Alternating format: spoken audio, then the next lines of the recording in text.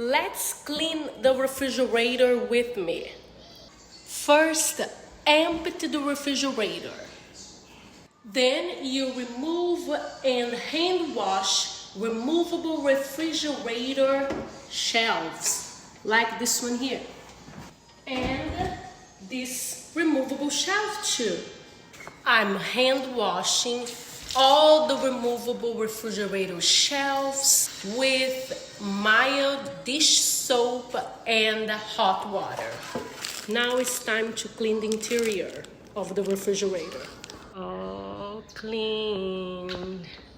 The last thing to do is to wipe down the outside of the refrigerator with a cloth. This is a cloth. I'm wiping down the outside of the refrigerator with a cloth. Follow me for more.